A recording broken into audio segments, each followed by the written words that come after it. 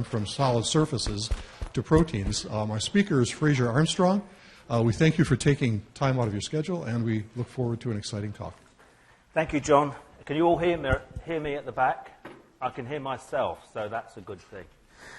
I'm going to talk about a type of investigation that you can carry out on electron transfer proteins, which can vary from being small electron carriers all the way up to the largest enzymes. And what I'm assuming here is that everyone in the audience will know the Nernst equation. Hands up, Nernst equation. Everyone understands the Nernst equation. And everyone is familiar with Marcus theory. Yeah? Yeah? Okay? Good. And after that, there's not really anything but in my talk but demonstrations of what we can do and what we can pick out.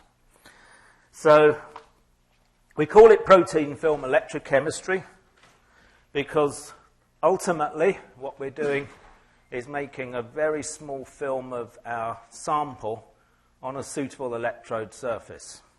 I'm going to break my talk into about half a dozen different sections, the first of which are focused on the simple aspects, the relatively simple aspects and the basics. So this is a sketch, a cartoon of what the situation is. So we have our protein. Here's our protein, this egg, and it's got redox centers in it. Some of these redox centers may be catalytically active, others may be just doing fast electron transfer, which is where Marcus theory would be applicable. And the important thing is we find an electrode, a metallic conducting electrode, upon which we can immobilize that protein. Now, as I'll point out later, the electrode is never flat like this. In fact, flat electrodes are pretty useless for us. They're generally quite rough. And proteins are sufficiently large that their attachment to a surface is assisted by numerous small energetic interactions, but many of them. And in addition, you have hydrophobic effect, which will enhance the stability of a large molecule attaching itself to a surface. What we don't have here is the idea which is so familiar in organic chemistry and in electrochemistry in general, that we have a molecule which is diffusing in solution.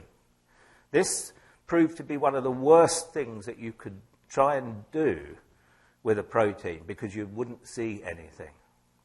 Proteins are large, and their ability to communicate with an electrode depended and depends massively on it being able to attach itself to an electrode in a fairly permanent and stable way. So, having got our system attached to an electrode, there's a few things that we can now do. First of all, we can control the chemistry which is happening in that protein by modulating the electrode potential. So we can move the electrode potential in a linear manner with time, or we can oscillate it at a certain frequency. We also, and this is important, we're able to rotate this electrode at pretty high speeds. And this assists the transfer of small molecules to and from that protein, which may be substrates, or they may be products trying to leave. And we can control that mass transport of small molecules by spinning the electrode.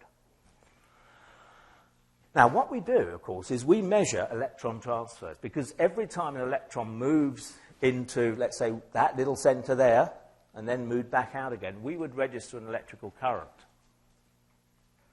If the equipment is sensitive enough, then we can measure an appreciable current from the tiniest amount of material. As I'll point out later, a typical experiment looks at a few femtomoles of protein. And if you're lucky, you can work with the same sample all day. It's a remarkably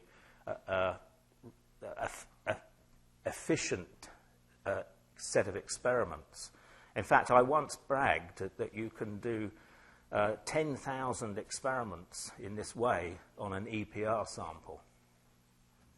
Probably 10,000 is a little bit of an exaggeration, but sounds good.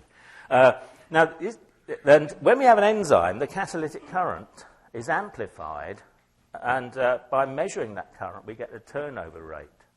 And importantly, the turnover rate is a function of potential as well. And you can do all these sorts of experiments. I'm going to point out some of these different experiments later on. So this is what the hardware will actually look like, and typically this system would go in an anaerobic glove box so that we can control the atmosphere. This is the electrode. I'll show you the electrode in a minute. The electrode is connected to an electrode rotator. All our sample is immobilized on the surface of that electrode. PGE stands for pyolitic graphite edge. It's our favorite electrode. It has been for a long time. You can take a piece of graphite and you can abrade it with some alumina on a slurry, an aqueous alumina slurry on a cotton bud. And every time you do that, you generate a new rough surface, completely clean. Now, in addition to that, you've got to have a platinum counter electrode. You have to have a reference electrode, and reference electrode usually tips it, that just peeks into that cell by a capillary tip, a high impedance tip. And then into that cell, which is sealed now, completely sealed, you can flow gases in and out. And these are going to be important because you look then and see what a particular gas, what effect it has on the action of an enzyme.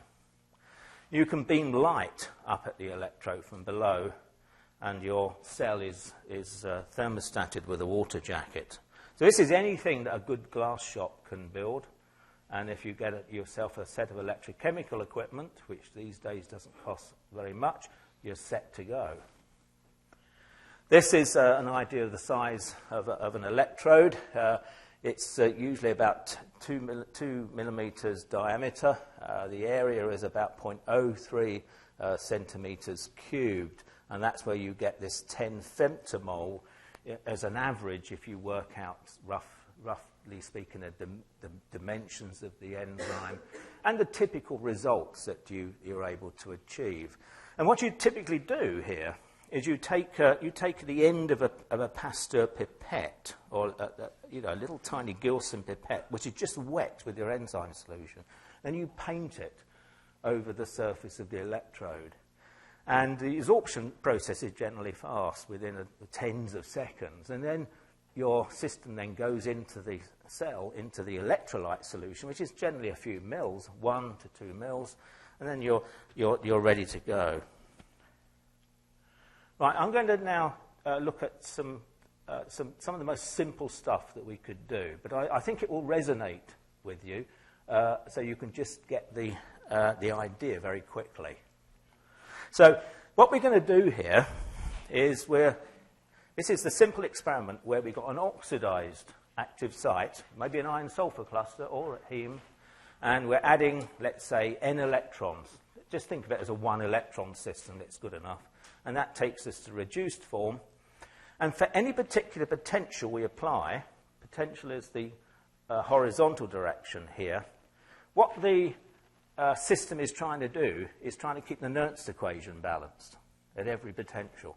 So if it needs to make more reduced form to keep the Nernst equation balanced, you'll get a negative current. Vice versa, if you need to make more oxidized form, it will make an oxidation current. So you end up with something that this is how your experiment goes then.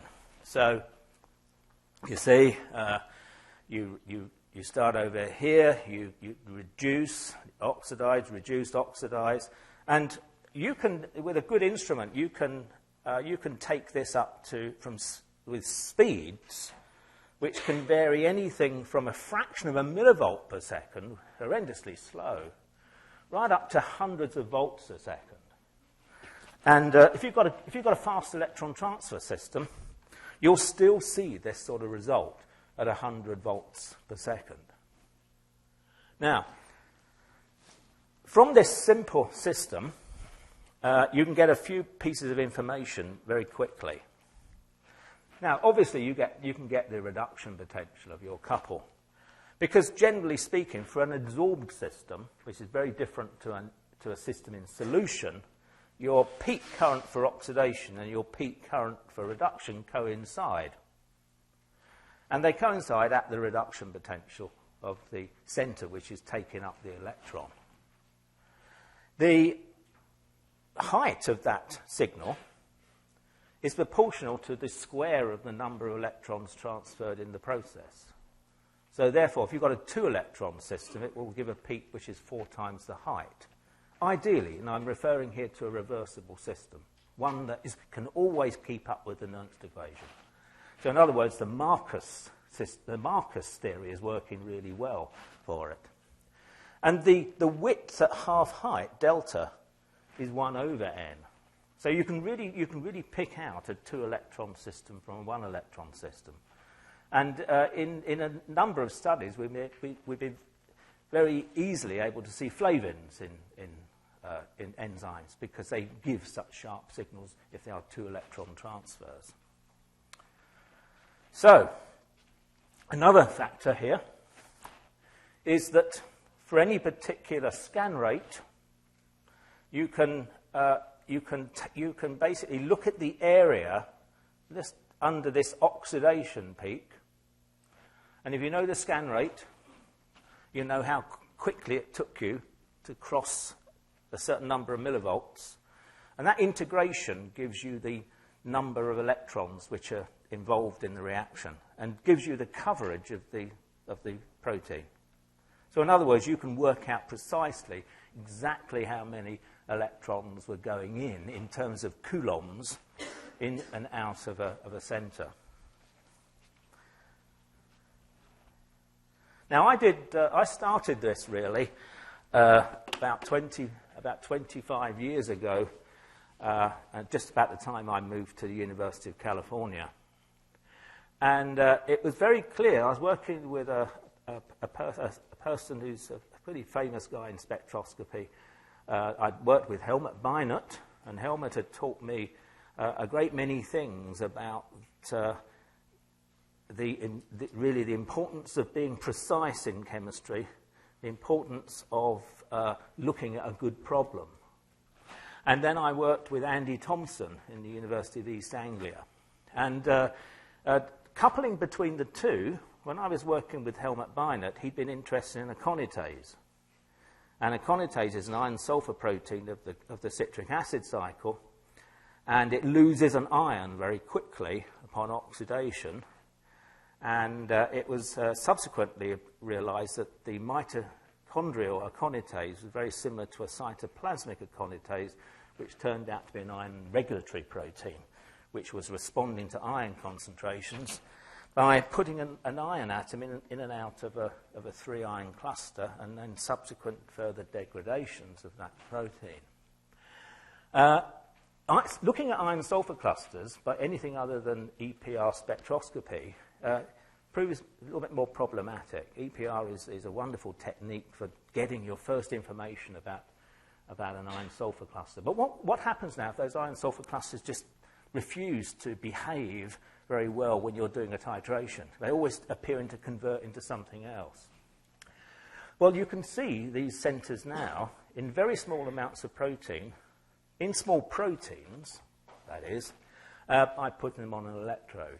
And so what we found was, this was back, this is actually work which I finally published in less than 20 years ago, Jill Duff et al. We took a selection of different small iron sulfur-containing proteins.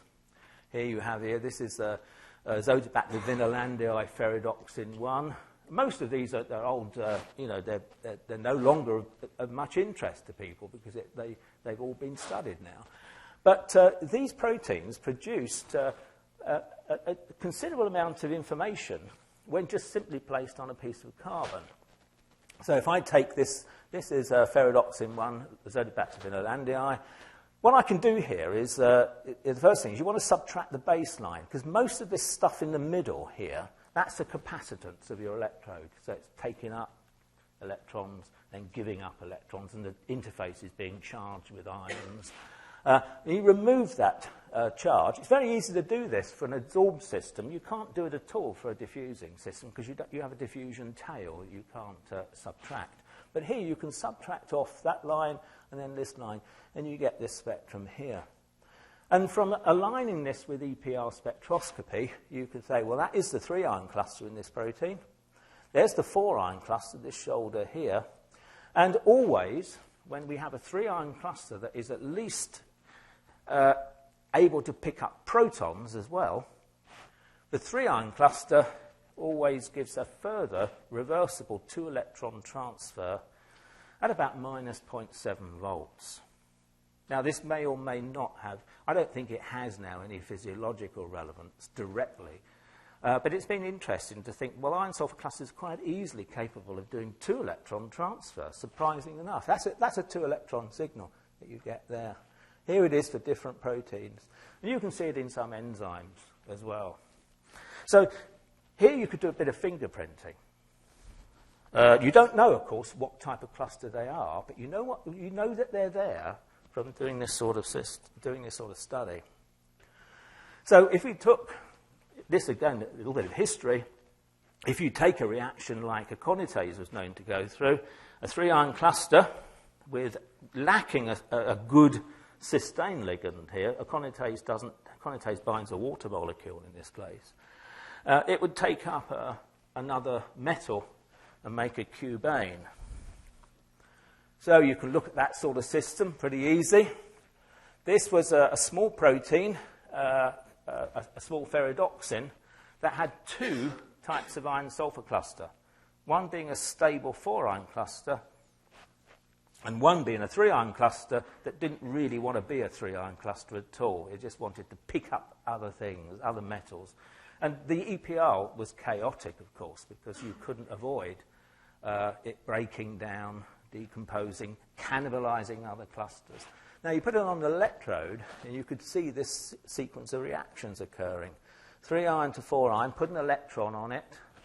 Once it's in this state here, the normal 1-electron reduced state, it's sufficiently electron-rich to provide a good donor set to another metal, and it would build a cubane out of that. And these are examples. In each case, the normal 3-ion cluster, the plus to 0 is there. What I call the super-reduced couple is here. The residual 3-ion cluster is under here. And when you put this system into a solution of iron, you see you can just carry your electrode with your protein immobilized on it, and then just put it into a pot that contains iron and watch the chemistry. Take it out, put it into a pot that contains zinc, and watch the chemistry. So in the course of about a minute, your cluster could have seen iron, zinc, cadmium. You could go on, cobalt, thallium, lead. You can do all these tests and see where the new cluster potential appears. In the case of, you see, this is zinc. Now, zinc is a little bit, when you put it in iron, the cluster that you make has the same potential as the cluster you've already got in there, so you don't really see very much. You start here, you end up there. Zinc, you start here, it's already going in here. You can see this sort of peak appearing, and then it goes in there. You're losing your 3-ion cluster in both cases. Cadmium, you put a new signal in here. So it's very easy to do this chemistry and very economical as well. And then you can go back and talk to a spectroscopist and say, I know what will happen now. Something will happen when you do this. Can you find out what is going on for me? This is how we look at now fast. This is what the effect of electron transfer is. So again, this is quite old. This is quite old work, really. And we first set this out. Judy Hurst and I had a paper in analytical chemistry, which has actually been very well cited. And what we look at here is the effect of speeding up the scan rate on the positions of the peaks. So you see here, this is azurin, blue copper protein, and here we've made a layer of azurin on a gold electrode, which is modified with a hydrophobic thiol, alkane thiol, a self-assembled monolayer. And these are measured at 10 volts per second. In one case, we start from oxidizing position, and we go round at 100 volts per second.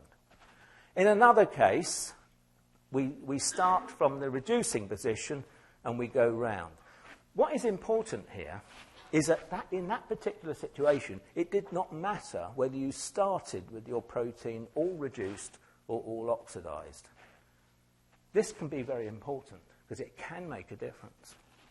However, in this particular situation, we've got everything matched so that the electron transfer will be perfectly behaved up to about 100 volts per second here. And what you do is you plot the position of your reduction peak and your oxidation peak as a function of scan rate. And we see it here in a logarithmic way. It's the only sensible way to do it. And as you speed up the scan rate, these peaks separate. And how they separate depends on really, in essence, the Marcus reorganization energy for that system. Right? So if the Marcus reorganization energy, which is important here because we're working around the reduction potential, so small reorganization energies are important. You get in the end a large 150 millivolt peak separation at about 100 volts per second. That's pretty good. It tells you here that if you match it to a theory, you get a 320 per second exchange constant. That's the rate of the exchange at no driving force. And in this particular case, they just about overlay. It didn't matter from where you started. It's going to get more important as you go to really fast scan rates, whether you started from a reducing position or an oxidizing position. So here's an example of where you're able now to look at a connected reaction like proton transfer, or indeed any reaction, really, by looking at these are fast scans, and they're taken at two different pHs. The blue voltammogram, which is now familiar to you, was taken at a pH which is well above the pK for this proton transfer. By the way, there are iron-sulfur clusters that bind protons, at least very close to the cluster. This was the case for Azotobacter vinyllandii ferredoxin 1. The MCD spectrum of this looks very different to that, despite the fact that they're both in the same electronic state, or they both have the same redox state. If you go above that, if you now go below that pH, so you allow this reaction to happen, and you go at a sufficiently fast scan rate that you can make this, but it can't return easily because the proton transfer rate off this cluster is too slow, then you will get the red voltammogram here. So here you see you go all the way through to there. There's a peak. It sharpens up a little bit and narrows because it's as if the N value is increasing. And when you go back, you get very little current because this is holding up the electron transfer. So you see that. And how you analyze that situation? Very easy. You did a trumpet plot analysis. I think what you can see here, it's going to matter now where you started from. Because if you started from one direction or another, you might not see anything at all. This is now the high pH, you see, up to 100 volts per second. Now, at low pH, if you go very slowly, you simply get the peaks, which are just both oxidation and reduction shifted by a value which is given by the Nernst equation with the pH included. In other words, about 60 millivolts per pH unit. as you go faster and faster, you get to a region where you lose the return wave because the proton can't move fast enough. And then when you go really fast, and this is particularly, you'd be starting here from a position which is oxidizing, the trumpet clock looks as if nothing had happened because you timed out the proton transfer event completely.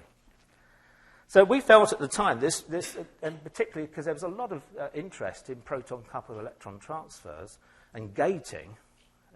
These were sort of buzzwords around 15, 20 years ago. We thought this is all very easy, actually, because you can just see all this taking place straight away.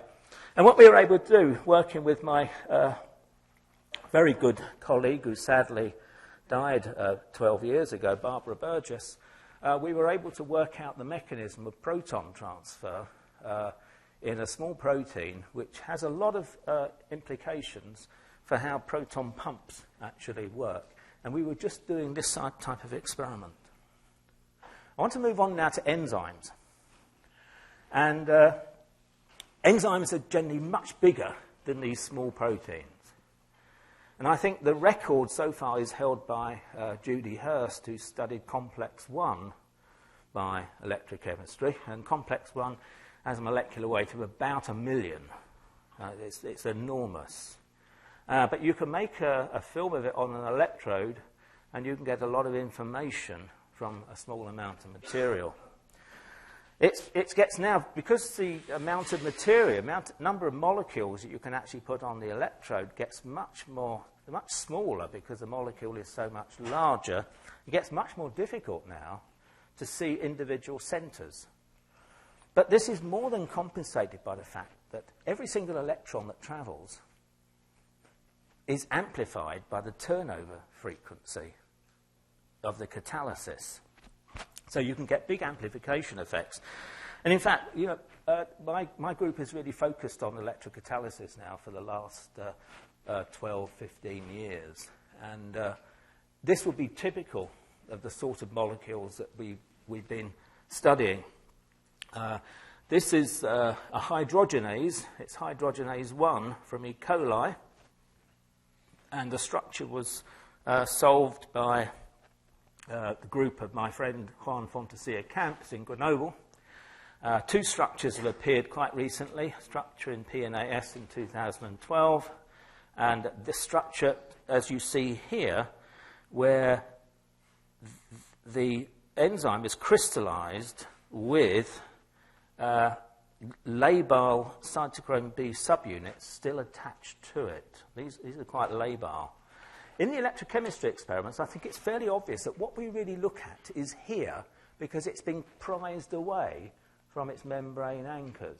You see, these are cytochrome, these sort of things that Les Dutton likes to study. These are located in the cytoplasmic membrane, and the hydrogenase points out into the periplasm. And you can see these electron transfer relay systems. This is an alpha-beta 2 dimer. It's got 2 alpha-beta halves. Each half has 3 iron sulfur clusters, distal, medial, proximal, and then your nickel ion active site, which I'll show you later. And it's in that 2 halves is important because these two clusters here actually come quite close together. So, how would this work? So you've got such a large molecule. And one of the questions that I normally get asked is, how do I know what the orientation is? And I sometimes dumbfound people. I say, I don't care. It's not particularly important what the orientation is. I haven't got a flat surface anyway. I'm afraid this is all a bit of a black art. It's like when you find the conditions that your enzyme will crystallize in. There aren't really a set of rules. What we have to do is we go through all different situations, different electrode materials, different things we could add in to get the signal as big as possible and as clean as possible. So this slide here is really in 2 parts. Because now, on the left, I'm setting out the problem. Right? So you have a large enzyme. This can be easily 100, 150 angstroms across from here to here. This is the active site. And a substrate is being transformed at that active site. I should add here that if a turnover frequency is small, then we can't see it. We really need very active enzymes because they are the ones that are going to amplify our signal. And typically, as occurs in biology, the electrons will enter at some point. So this might be the distal iron-sulfur cluster you saw in the last slide, travel through to the active site. Of course, for any particular enzyme, we can study that active site in a large number of different ways, as you're learning about at this workshop. By crystallography, by spectroscopy, by genetic engineering. I've included PFE here because I'm normally talking an audience where I'm talking about other aspects of electrochemistry, apart from electrochemistry. And what I would normally be trying to sell to people here is how good enzymes are at catalysis. In my view now, enzymes are the best electrocatalysts that we have. And this is strange, because look how large they are. You talk to an electrochemist about an enzyme being a good electrocatalyst, and they would try and dismiss it, because they're huge, blobby things that people don't really understand. But there's another way of looking at it. That active site is very carefully encased in a rather special environment. And if that active site were naked, without that protein around it, you wouldn't have any confidence that it was the same when attached to the electrode as it is when it's in such a shielded environment. So I don't think, and I'm pretty confident of this now, that in all the cases that we've been looking at, I think that the environment of the active site is pretty well as close as it is in any other situation because it's protected so much by the protein. If I took a small molecule and I put a small molecule on an electrode surface, it is not the same small molecule as was there in solution. It is different because it's now on a surface and its coordination may have changed. Here, I can have 100 angstroms separating that from the electrode, and it's all nicely wired by the electron relay. And following a series of arguments, then, we can come to the conclusion that the active site of enzymes is as good an electrocatalyst as anyone is ever going to make. The orientation problem is largely solved because we look at this like an egg. We wouldn't put an egg... If we marked an egg with a little spot, all right, we marked a little egg with a little spot on it with a pen that showed us where the electron ought to go in, and we put that egg on a table, we're never going to hit the spot. If I put the egg in an egg tray, which is like the electrode, then I'm very likely to hit the spot. It may not be perfectly ideal, but all I'm interested in is getting electrons in and out. Once they're in and out, the enzyme's taken over. So, these are catalytic waves. And the red one, I'm afraid there's a lot of writing here, but I'll just take it a little bit slowly. The red voltammogram, which you see as a sigmoid here, this is the cyclic voltammetry, or it can be linear. You can just go in one direction. I'll point this out later, the difference between cyclic voltammetry and just going in one direction. Because I've had some silly reviewers asking me why I do cyclic voltammetry. I'll point that out. It should be quite evident later on. So, what we're really after is, we're hoping we've got steady state, which wouldn't make any difference. This is potential, and this is current. This is a positive current. I'm using the European convention here, where oxidations happen in the top right-hand quadrant, and reductions happen in the bottom left-hand quadrant. And this point here, where there's no current, is the equilibrium position for that catalyst when the solution contains oxidized and reduced species associated with the couple being catalyzed. So this could be hydrogen under 1 bar.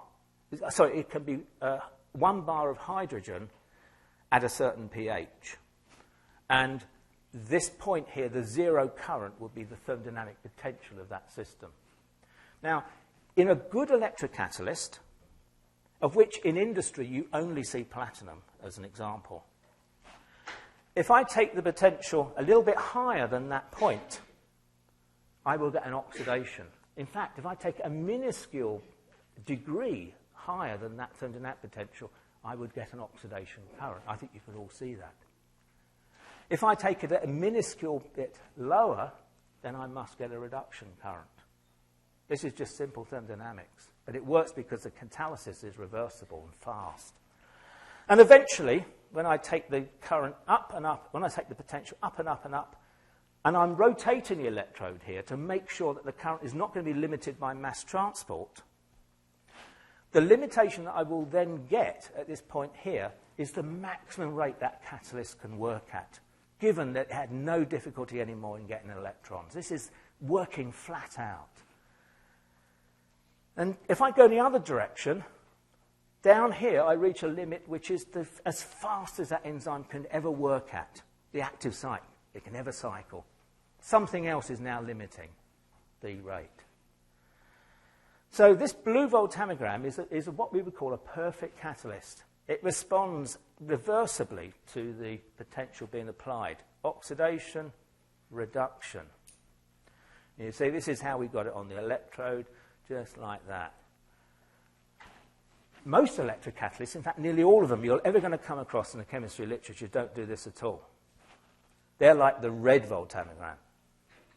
And in this particular case, if you want an oxidation to occur, I'm afraid you've got to add a lot of potential.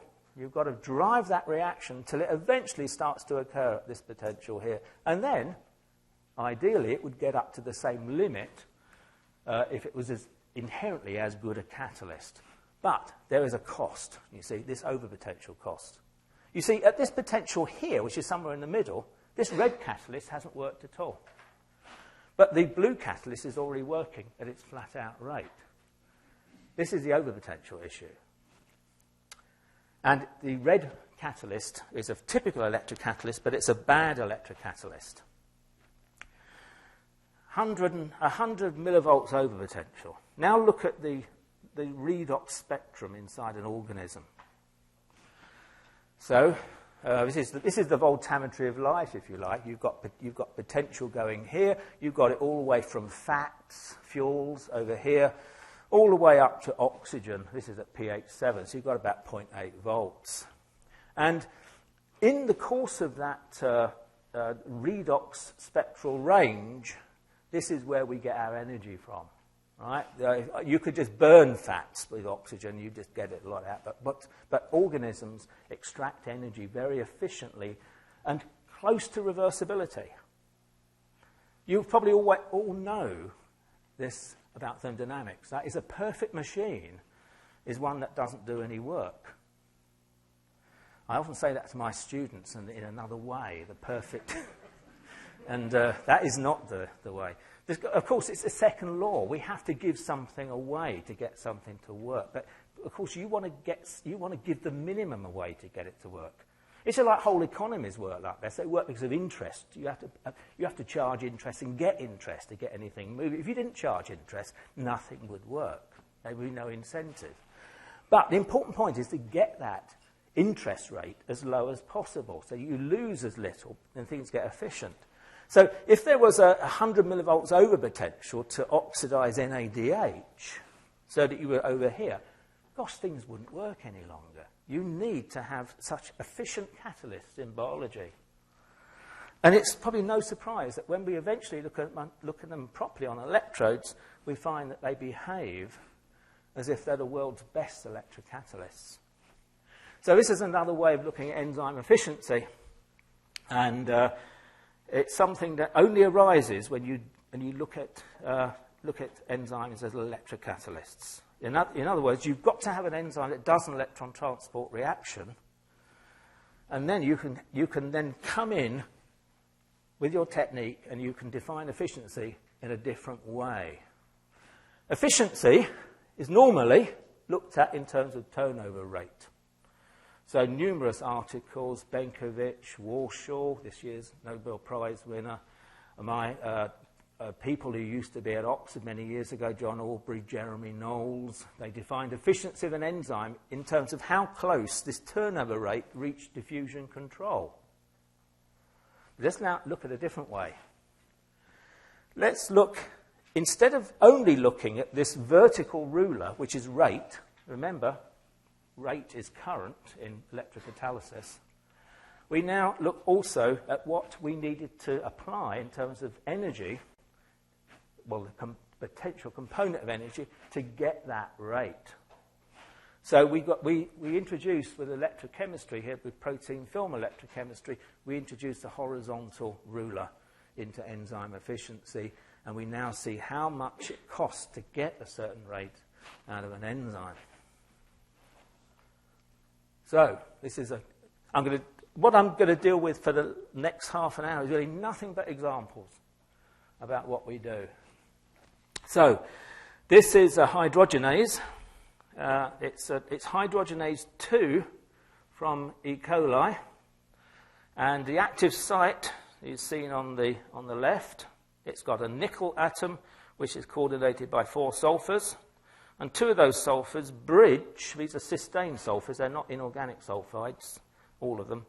2 of these cysteine sulfides form a bridge to an ion, and this ion is coordinated by 2 cyanides and a CO.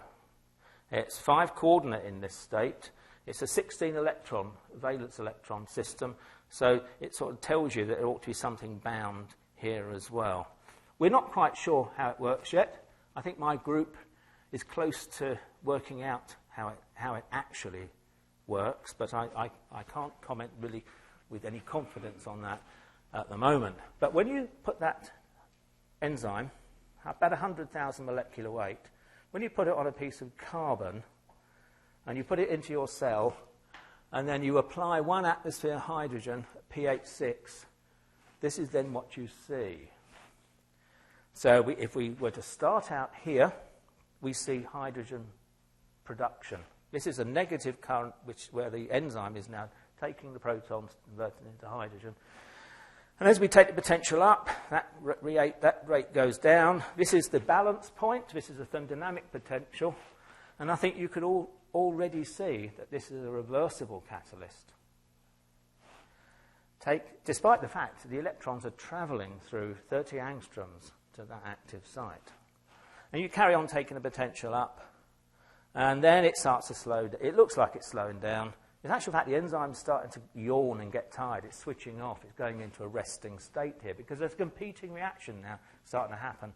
And that is a hydroxide ion is trying to squeeze in between that nickel and iron. And when the nickel goes up to nickel 3, it's going to zap it. It's going to take it on board and stop the catalysis. And that continues to happen. It's still happening here on the return. And at this potential here, the enzyme wakes up again. And what we're doing is we're adding the electron, get the hydroxide bridge off, and now it starts now to work. I think you get the picture. This is the reversible catalyst. And over the last 10 years or so, we've built up a considerable picture of different enzymes. This is what's called a volcano plot for catalysis. Right? It's a Sabatier principle. And that is, a good catalyst is something that neither binds the substrate too weakly or too strongly. Generally speaking, the platinum metals are the best ones for hydrogen catalysis. And we've come to the conclusion that hydrogenases fit right up the top of this volcano. And this is a very significant result, although it's not quite clear how we're going to use it. But the significant result is that none of these metals up here are first-row transition elements. They're all rare elements. And were we to try and power the future of the world through splitting water, we've got to use abundant elements. And the proof that it can be done now comes with hydrogenases, albeit those nickel and iron atoms are dressed up in a very temporary, unstable environment. So I liken this like a Formula One car. Formula One car is built to do to do 100 laps at astonishing speeds with several pit stops. You would never buy a Formula One car to drive to Philadelphia, right? But if you want the maximum performance, and it didn't matter how many pit stops you make, then you'd use a Formula One. See, an enzyme doesn't care about pit stops. Life doesn't care about pit stops. It just repairs it, builds a new enzyme. Photosystem 2 does that all the time. Every 25 minutes it repairs. And in an article which is just out now in PCCP, we've done quite a lot of modelling of electrocatalysis. And this is a cartoon picture which was done by my colleague Carl Harrison at Oxford. I don't know, in fact, I don't really know why I've included that. I just like a bit of art in science. But that bubble here, it is a bubble. That's the active site of a hydrogenase. And this is the important thing. That active site is in a bubble. It's completely protected from the outside world. And every single group in that active site has been placed in the position to minimize the energy of the transition state. And this is one of the reasons why proteins are so big. You need all that scaffolding to lock in the supramolecular structure. And of course, it's good for us, because all that scaffolding makes the active site on the electrode pretty much as it would be anywhere else. This is a model that we published a couple of years ago in PNAS. And I can just take you through this because you'll see the essence of this model now. What we're doing is we're putting electrons into a catalyst. And the first stage is to get the electrons in and out of the catalyst. This is just electron transfer. And then those electrons are redistributed in that catalyst to the active site, which now does the chemistry. So this is your first stage, getting the electron in and out of the catalyst. So this would be putting the electron in and out of the distal cluster of a hydrogenase, for example.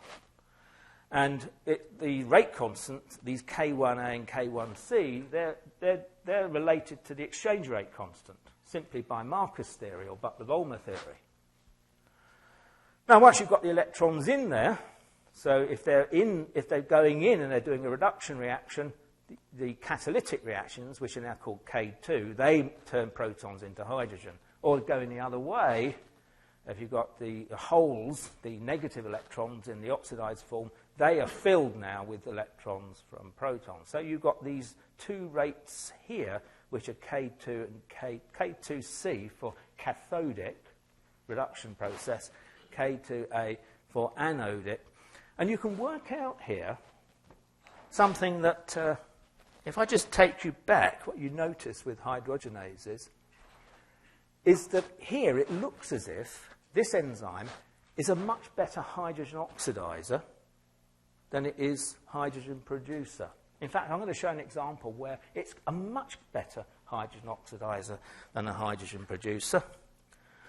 But, of course, we all learn that catalysts can't affect the direction of equilibrium. A proper catalyst has no bias. The bias is produced by what you bolt on to the catalyst. And here, what you're bolting... I'm going the wrong way. What you're bolting onto the catalyst to get it to work is a relay center. Right? You're having to put electrons into that catalyst to get it to work. And what we come out here is that the catalytic bias, which is given at any particular potential by the ratio of this rate constant to that rate constant, is given by the difference between the potential of the relay center at which the electron enters or leaves the enzyme and the potential of the reaction which is being catalyzed. So if these match, in other words, if your enzyme is able to take up or give up electrons at exactly the same potential as the enzyme as the reaction being catalyzed, in other words, it's perfectly balanced, this ratio will come 1-to-1, and you'll have a non-biased catalyst. I'm going to show you in a minute how you get another way which leads to catalytic bias. So when we look at a nickel-ion hydrogenase, in this region here, we're looking at proton reduction, and so the cycle is going round in this direction. I'm writing this as if it's nickel 2 going to nickel 0. Just in effect, it's not, but we'll just think it like that. So the cycle is going around in this direction. As I raise the potential, I'm moving up here. This cycle starts to slow down because this cycle is starting to compete with it. And eventually here, I'm only running down in the reverse direction. All right? And then at this potential, this byproduct starts to build in. Now, hydrogenase experts know this to be a species called nickel B, or it's called the ready state. It's a resting state that very quickly can get reactivated. So when you do the cycle, you go around here, it's switching off, then it's switching back on again. Now, if I just look at this part of the voltammogram, the oxidizing and reducing directions overlay. This is steady state. When I go up to here, there's hysteresis. So when one reviewer asked me, why do I bother with cyclic voltammetry? Why don't I just go in a single direction? I felt rather embarrassed to say, well, what happens if you've got hysteresis? You wouldn't see it unless you were going in both directions. And the hysteresis tells you a lot, actually. And it tells you things that you can then go to a crystallographer or a spectroscopist and tell them, there's something interesting happening here. How can we now prepare a sample for looking at that? So we were able then, using that simple model, to account for the electrochemistry of quite a large range of hydrogenases. These are hydrogenases that contain only iron-iron hydrogenases. These are nickel-ion hydrogenases. And I've done them at different temperatures, but because by doing it at different temperatures, you generate a nice nest of different behaviours. What you're going to expect to see, if you look very closely here, you would have found that the standard potential is changing a little bit from temperature. But let's not bother too much about that. This one is a good hydrogen producer. Look at that. It really prefers to be a hydrogen producer than a hydrogen oxidizer. This is a better hydrogen oxidizer, funny enough. This is Clonidiomonas reinhardti hydrogenase. This is the hydrogenase which is very much of interest for photosynthetic hydrogen production. This is a HYDE2. I've shown this before. I'm going at sufficiently fast scan rates that I can avoid the switching off and on at high potential here. This makes a little bit of hydrogen, not terribly good. This is HYDE1 from E. coli. This is interesting because I'll point this out in a minute, it's an oxygen-tolerant hydrogenase. And apparently, this has no activity for hydrogen production at all. The green spheres are where the pH-corrected standard potential is. But here, there's none. In fact, I have to apply an overpotential to get that to oxidize hydrogen. Damn, you think my theory about electrocatalysis by enzymes being the best is now going, because I've actually got an overpotential built in. It doesn't look terribly good, but we'll come to that in a minute. We hadn't quite dealt with the with how to optimize that catalysis. Now, this is another point. Your catalytic bias now doesn't come just because the electrons are entering or leaving the catalytic cycle at the optimized potential, but at a particular potential, your catalyst wasn't a catalyst any longer, or it was a different type of catalyst. Let me just take you back. This one will do here. Law of microscopic reversibility. Now, you all know that. And the law of microscopic reversibility in electrochemistry states that if I am holding the potential at that value here, the rate at which hydrogen is being produced, the pathway by which hydrogen is being produced exactly matches the reverse of the pathway by which hydrogen is being oxidized. It's just that, of course, there really isn't much hydrogen oxidation here. But as I go up here, as I keep going up, see it here, the pathway for hydrogen oxidation exactly matches the negative of the pathway for hydrogen production. That's the microscopic reversibility. Microscopic reversibility here required that you always had only one potential to look at. So this is the point. If I compare the mechanism here versus the mechanism which here, they can be entirely different now. There's no violation of microscopic reversibility because my catalyst can be different at two different potentials. And that's the source of this next modification to this model, which is just now out in Phys Chem Chem Phys. And that is if you take this state of the enzyme here, let's say it's state B, at a certain potential, it can convert to state A. State A could be more active or less active or have no activity at all. We've already seen that the resting state of nickel iron hydrogenase is one that really has no activity. This is a very simple example. This is a hydrogenase, a nickel iron hydrogenase. What it's actually doing here, it's switching off. It's not switching entirely off. In fact, if I actually took the hydrogen level down a little bit more, this would eventually switch off entirely. And we can do different experiments with hydrogen producing, hydrogen oxidizing, and we can, if we don't have too much hydrogen there, because hydrogen prevents it switching off properly, this would go down to 0. Now, for a considerable number of years, particularly definitively recently, thanks to Wolfgang Lubitzer's experiments in Mulheim, we've been confident that the agent which is blocking hydrogenase is a hydroxide ion which is bound to nickel 3. Now, if you take the classical industrial electrocatalyst, platinum is one example, but I show ruthenium here. This is a ruthenium 0001 surface, immaculately studied. This is hydrogen production, this is hydrogen oxidation. Here it switches off. This is what surface chemists would call a passivated state. It's not really clear what that passivated state is, however.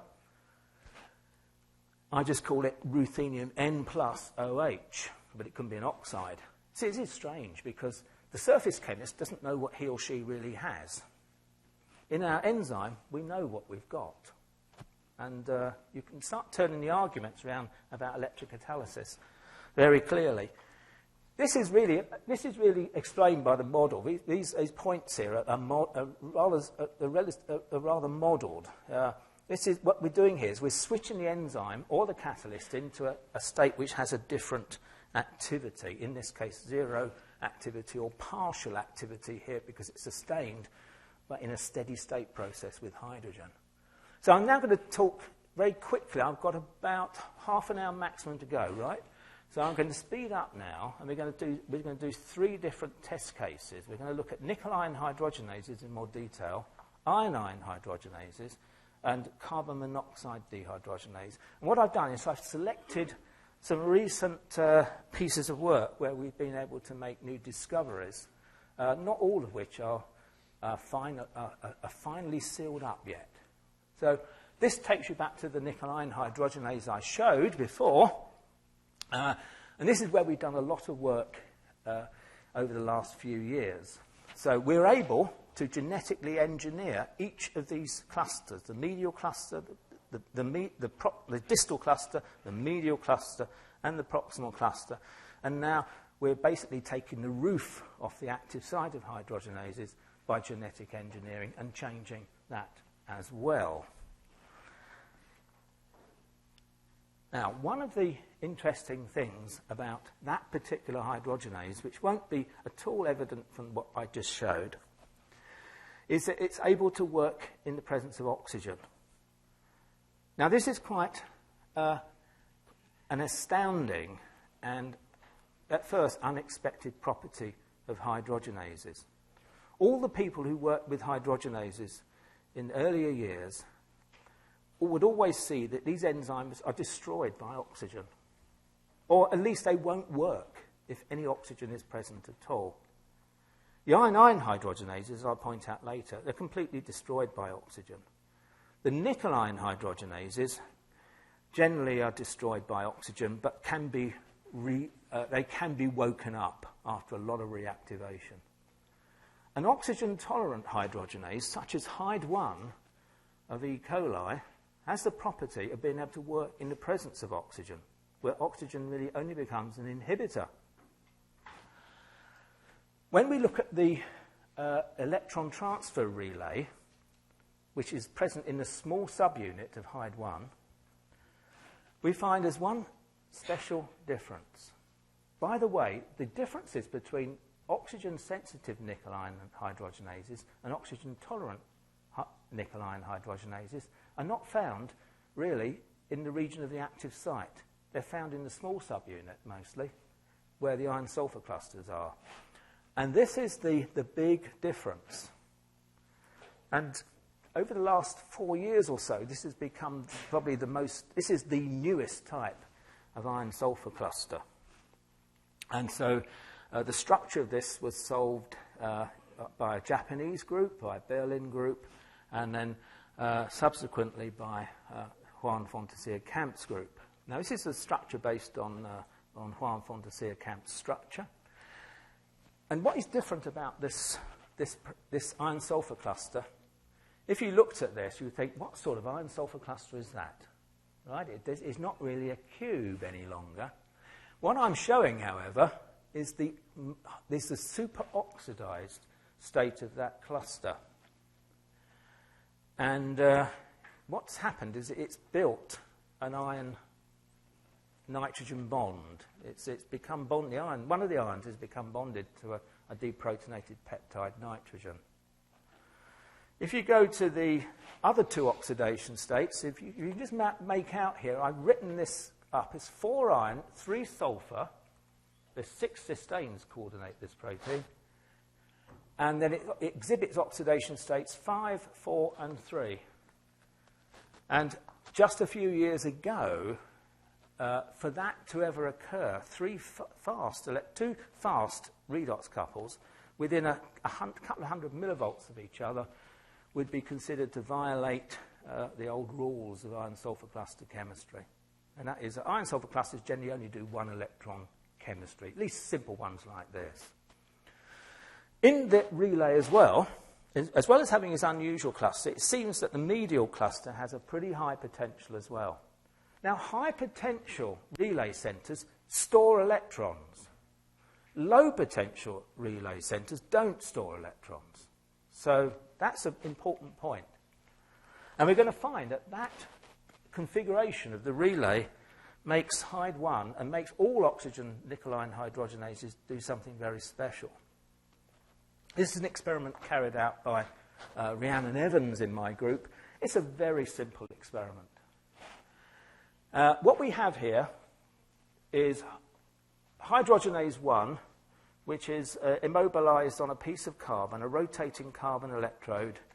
Everything's in a glove box. We're flowing, as we start out at 0 time, we're flowing 100% hydrogen through that system.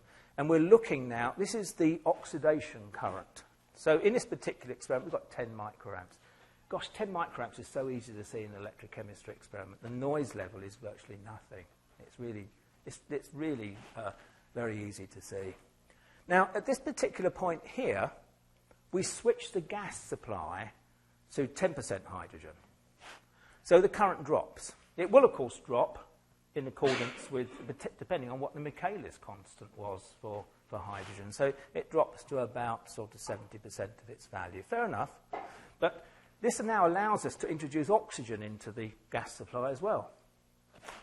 So the red lines indicate the concentrations of oxygen which are now going in. So at this point here, when it's settled out again, change the gas supply now to contain 1% oxygen. The current drops a little bit. Go to 4% oxygen, drops there. Go to this 10% oxygen, I've dropped here. So I'm comparing this and this. I've still got about half the amount of current at 10% oxygen as I have at no oxygen. In fact, I can go to 20% oxygen here. It will still oxidize hydrogen in 20% oxygen. The point here is that oxygen damages the active site of this enzyme. Because, as we all know, reactive oxygen species, if they get formed and trapped in a little cavity like that, they are going to oxygenate sulfurs. After all, you've got low-spin iron here with carbon monoxide as a ligand. It's not a very good combination to have with oxygen and with all those thiolates as well. To be quite honest, no one really knows what actual damage oxygen really does. What we do know is that if everything works well, the best species you can get out of oxygen attack is this species called nickel B, which has got the hydroxide ion bridged to a nickel 3 group, and that's a resting state. This is what happens now if you mutate the proximal cluster and you mutate also the medial cluster, and you do the same experiment. Now, when you added just 1% oxygen, the current drops to 0. And when you take the oxygen out, I should make this very clear before, you see, when you took the oxygen out, the current just stepped back up again. When you take the oxygen out of this rather sick mutant or variant that we've made, which is typical of other hydrogenases, when you take the oxygen away, nothing happens. It's basically dead. So, Jesse, what we were able to do here very easily, do experiments measuring the current at particular potentials. We can measure the current. We can measure the rates at which oxygen attacks. We can do all sorts of things here. These experiments were carried out by introducing oxygen into the gas supply. But we can introduce oxygen by injection and get the rate at which oxygen actually attacks. This is the mechanism for oxygen tolerance of hydrogenases as we now see it. This is the active site and happily oxidizing hydrogen.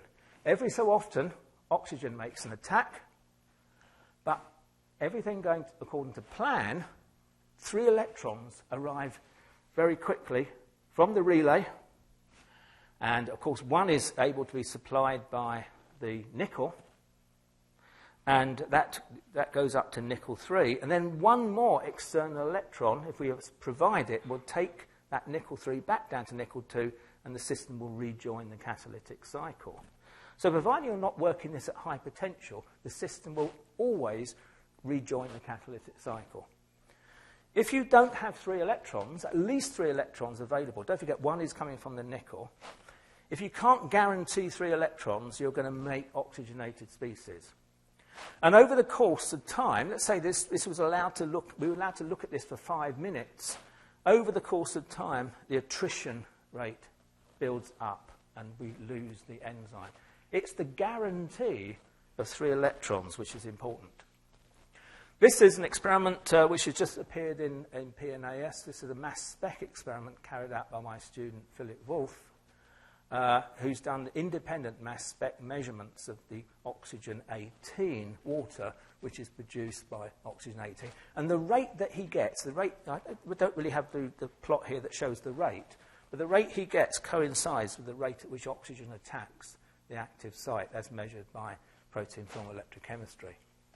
This, very quickly, is how this is all working. So in the normal catalytic electron transfer, the proximal cluster, PC, is cycling between these 2 redox states. When oxygen attacks, there's the normal cycle, but it can go into this 3rd superoxidized state in which one of the ions replaces a proton on a peptide nitrogen and provides that crucial additional electron. How can it do that? Well, one of the interesting things here is, and see if you can notice, these are the redox potentials of those 2 redox couples. This is the one with the iron-nitrogen bond. And this settles the old, partly settles, I think, the old argument that iron-sulfur clusters couldn't really do more than 1 electron. Because iron-sulfur clusters don't normally do proton transfer. The second electron transfer, the oxidizing electron, is a proton-coupled electron transfer in which a proton is moved out of the way simultaneously, thus retaining a much more Coulombic balance. And I think that's quite neat. You get a similar iron-nitrogen bond formed in the oxidized P cluster of nitrogenase, which has interesting implications. I think that might have been missed. You can use oxygen-tolerant hydrogenases, by the way, to make interesting fuel cells. I've shown this sort of slide lots of times now. You can make a cathode out of bilirubin oxidase or lacase. You can make an anode out of hydrogenase. This was on a Christmas card that I sent to people last year. The hydrogen house. This is a doll's house in which this is Christmas lights. These are a combination of red, blue, and green LEDs. And then there's a Charles Rennie Mackintosh grandfather clock in miniature here. This is all happily ticking away, powered by a mixture of 80% hydrogen in air. And it's able to power that house. And it's only working because the hydrogenase is oxygen tolerant. And it's funny, having students around looking at this, and I had visiting would-be PhD applications. I didn't know enzymes did electricity. You know, and you point out that every single electron which is going through that, powering that LED, has been using Marcus theory to whiz through a lot of iron-sulfur clusters. This goes back to the case of why does Hyd 1 not make hydrogen? I'll have to speed up here. So we're going to really get going quite fast now. This is the model, remember? Now, this is the active site. And remember, this doesn't make hydrogen at pH 6. This is the relay center. Now, the relay center, in this particular case, the distal cluster has a histidine group on it. We've never been able to see the EPR spectroscopy of this center. And in so many cases now, and I must talk about this with the real experts here, we find that iron-sulfur clusters are not EPR active. When we make variants, the replacing amino acids that ligate the iron-sulfur clusters, those clusters then suddenly seem to disappear from EPR spectroscopy. But anyway, we haven't managed to see the distal cluster here. I don't think it's. I think it's a non-spin half ground state. But I'm not really an expert on this.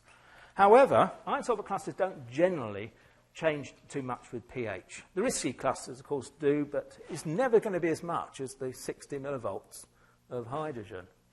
So what you do here, remembering that the model requires that I try and match up the potential at which electrons enter and leave with the substrate couple.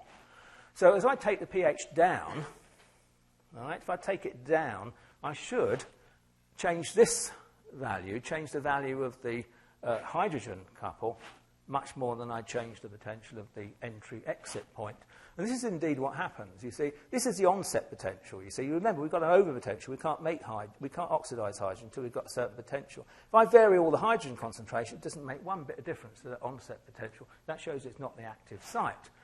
If I change the pH, and now I've just got 100% hydrogen, hydrogen is a big inhibitor of nickel iron hydrogenases. And again, we just move that line now. It didn't move here, it moves here. Now go to pH 3 and now take the hydrogen level down. You see, it didn't make any difference here, but pH 3 it does, because at 10% hydrogen pH 3, I'm now making hydrogen. And I get no hydrogen there. You see here, it's a pretty good hydrogen producer. And it's because we brought these into balance. I'm pretty confident of that. Here's another interesting twist. The importance of rotating the electrode. These are pH 3, 100% argon. Right, so there's no hydrogen in there. So any hydrogen that is produced but hangs around by the enzyme will be an inhibitor. But if I can spin it away, it won't. So look at the difference here. This is the spinning electrode, rotating at 2,000 RPM. We're making hydrogen, we're spinning it away, we're coming back up. This 600 per second is based on what we're pretty certain is the rough coverage of the enzyme on this surface. And we convert, using Faraday's law, we convert the current into a rate constant. Now, when we don't spin, that's the blue voltammogram, the electrodes are moving at 0 RPM. Here we're making hydrogen still. Not so much, though. because the hydrogen is not able to move away quick enough. And you can see it can't move away because when you go above this potential here, you get a big, beautiful spike because you're oxidizing the hydrogen that hasn't managed to escape. So you're able to dimensionally control the hydrogen level. And we modelled this. This is Bonnie Murphy's work in my group. We modelled this according to that first model, the Hexter model for electron transfer. It makes a pretty good fit. Now I'm just going to leave you with this question. Cyanide. Cyanide's a wonderful inhibitor of hydrogenases, but no one ever noticed it before, apart from a few people in history.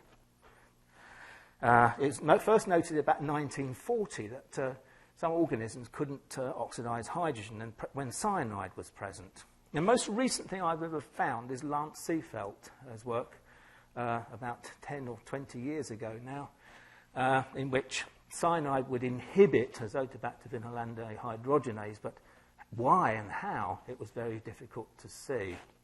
Interestingly, when you inject KCN solution into this is Hyd 1, so you don't see any hydrogen production. It'll be under 100% hydrogen. You see, does it really look an inhibitor? No. But hold on, when you get up to here, it's a massive inhibitor. I'll just leave that with you, but how we have followed that up, how would we do that, and what's actually going on? Something very difficult to see in other methods. Iodine hydrogenases, so these are a bit different. This is the H cluster. This is the H cluster in the reduced form. Got one more electron than it does in the oxidized form here, and this distal ion point here is the one that we think is active in binding hydrogen, binding oxygen, and binding CO. And in the resting state, it will bind a water molecule as well. Now, we postulate here, this is from Clostridium pasteurianum, hydrogenase 1. This is desulfuricans. You know, these are different oxidation states. Some have bridges, some not. It's quite a lot of variation there. But a postulate is that the most oxidized state, most oxidized active state, is the one that binds H2. And we know from work from John Peters' group that, and others that this is the state that seems to bind CO. And we found quite easily that it's also the state that reacts with oxygen. And this H-red state, or the super red state, which is one electron below, is the state that picks up protons. This is an experiment you can do very easily. I'm showing you the result here, but you can protect an iodine hydrogenase from reaction with CO, from reaction with oxygen, where it's irreversibly destroyed. You can protect it using CO. And the inference there is that, and from all our ancillary experiments, CO is competitive with oxygen.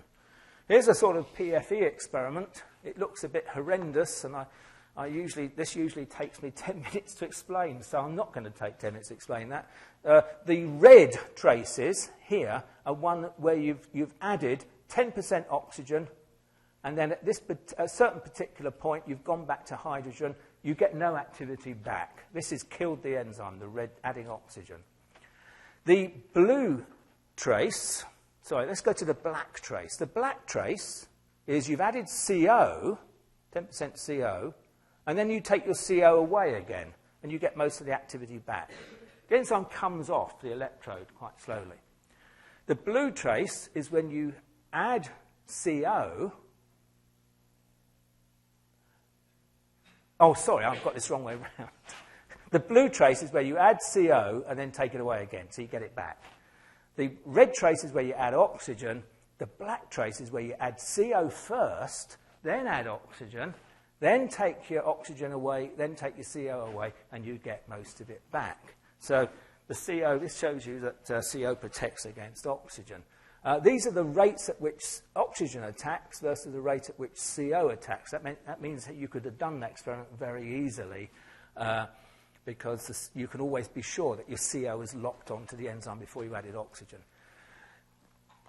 Anyway, we published that paper with, that was work done with Thomas Happer. We published that paper, and quite a number of theoreticians have come on to that afterwards with what exactly happens after the oxygen has bound to that distal site, because it makes superoxide, and then your superoxide is close to the iron-sulfur cluster. It looks as if nature or biology made a mistake in evolution. If it wanted oxygen-tolerant hydrogenases, it would never put an iron-sulfur cluster right by the place where oxygen might attack. This is something that, this is an interesting reaction that you can really only do when you've got an enzyme attached or immobilized on a surface. Because what you're doing here, this is hydrogenase from Clostridium acetobutylicum. It's an iron hydrogenase. And what we're doing is we're reducing protons here. We're making hydrogen. And then at a certain point, we inject formaldehyde. Now, you might think, what on earth is he doing, injecting formaldehyde into an enzyme?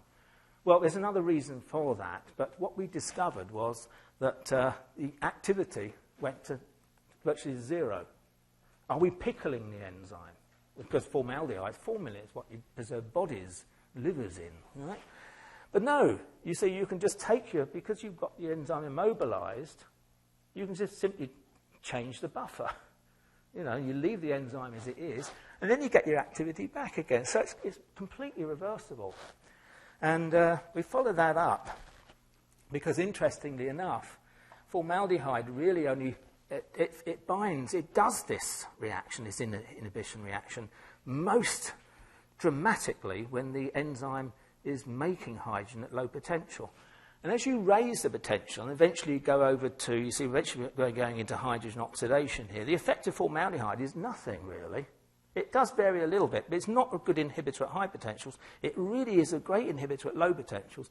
And you can titrate it. You get two Nernst curves that go through here. The Nernst curves are almost, but they shouldn't be quite the same, as the Nernst curves for CO inhibition. See, CO is a fantastic inhibitor of H-ox. It doesn't really inhibit H-red, and it doesn't inhibit at all H-super-red. In fact, it leads to its destruction. An interesting thing there is with a bit of DFT calculations, we come up with a possibility that this is happening, in which formaldehyde is somehow now sensing that special arrangement of a hydride and a proton, which are necessary at the active site.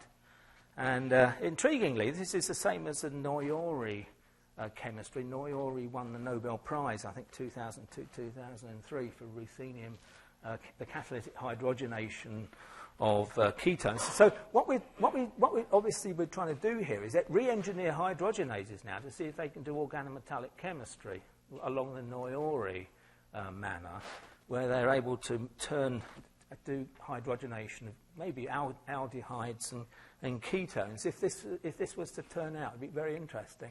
This is really my last few slides. Carbon monoxide dehydrogenase. Many of you will be familiar with this. It's been the source of a few X-ray structures. There's a nickel 4-iron 4-sulfur cluster with the nickel in one corner here. And in this crystal structure, which is obtained by Holger Dobek, under very careful potential conditions, he picks up what looks to be a bound CO. It's a bent CO2 molecule in the active site, where one of the oxygens is linked to this pendant ion out here. This reaction is the simplest CO2 reduction reaction. This enzyme is the only catalyst that can do it anywhere near reversibly at all. All other catalysts so far don't make anything much of this reaction unless there's a large overpotential is provided. This is a summary of what we're now coming up with. And most of this was known previously, and that is the enzyme seems to alternate between two redox states, which are separated by 2 electrons. This sort of implies that the redox equivalents are taken up by the nickel, possibly as a nickel 2 hydride, so it's not going to nickel 0. C-red2 will reduce CO2 to CO. C-red1 will oxidize CO to CO2, and then there's these resting states out here at higher potential. There's a 1-electron intermediate, which is it's not detectable by EPR spectroscopy. This is what the enzyme looks like on the electrode. This is carbon monoxide dehydrogenase 1 from carboxydithermous hydrogen formans. This is work done in collaboration with Steve Ragsdale. This is CODH1. There's CODH2. CODH2, you can really see this hysteresis, very much like the nickel-ion hydrogenases. This is building an inactive oxidized form of the active site, which switches back on again here. This is an experiment that shows what happens when you add cyanide to that. Now, cyanide has always been known to be an inhibitor of CODH. This is the first scan. This is CODH1. It's switching off. There's a little bit of switching back on again. This enzyme isn't very stable on the electrode. It tends to come off. We tend to have to get our information fairly quickly about it. The second scan, you hit it with cyanide. Wow, you've sort of done it. It's gone. The enzyme's been flattened by cyanide. If you do this now at low potential, you look at CO2 reduction instead, you find now that when you add cyanide, let's see where we're adding. You're adding cyanide here, and the binding of cyanide is pretty slow here, and then it really locks on here. But as you take the potential back down again, the cyanide comes off. So it's not an inhibitor of the lower oxidation state of CODH. It's only an inhibitor of the higher oxidation state. Conversely, just like cyanide is an analogue of CO, cyanate is an analogue of CO2.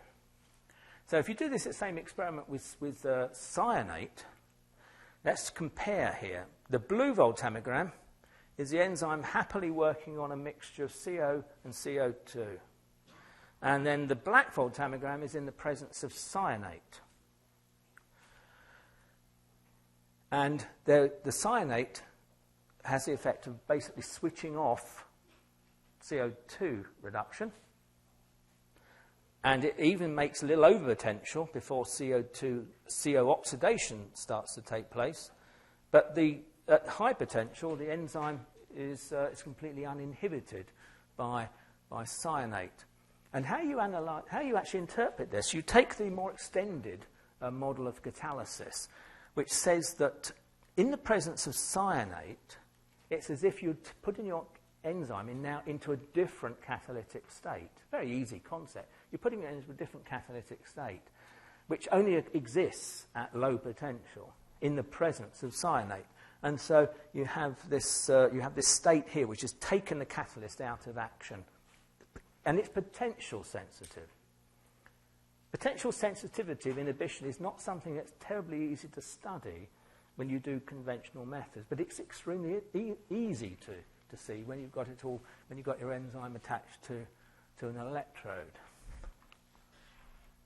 So this is really a summary of that. What we were able to do is pick up a spectrum of how inhibitors hit CODH. So this is cyanide. Cyanide only blocks at high potentials. So it's blocking we think it's blocking the C-red1 state. Carbon monoxide is actually this is binding well at high potentials, but doesn't really. In other experiments, we found that CO does not inhibit, although it's a substrate, it's a product inhibitor of CO production. It's not a product inhibitor when you go to low enough potential. So you're always forcing your enzyme to come back to the C-red2 state by applying sufficiently large driving force. And then cyanate, which is a CO2 analogue, does the reverse effect. You can play all sorts of tricks here. You can do the HS. A sulfide is only an inhibitor by locking up the oxidized inactive state, possibly in a form that has a bridging sulfide between the nickel and the iron instead of a bridging oxide. And there's been early crystal structures showed that. So this is really the end of my talk. That is me here. This is a Christmas party a couple of years ago. This is my group. Some of you this is Bonnie Murphy here, who's one in my group. She came completely painted black to our Christmas party. You couldn't even see. All you could see was teeth and eyes. And some of you might know Jonas Peters. If you're going to the Iron Sulphur meeting, there's Jonas. He's dressed up as a Chicago gangster. There's Diane, and there's their son, because Jonas was on sabbatical leave in my group. And, well, thanks very much for listening. I think I've just about covered it in my 90 minutes. I hope there's still questions. Time.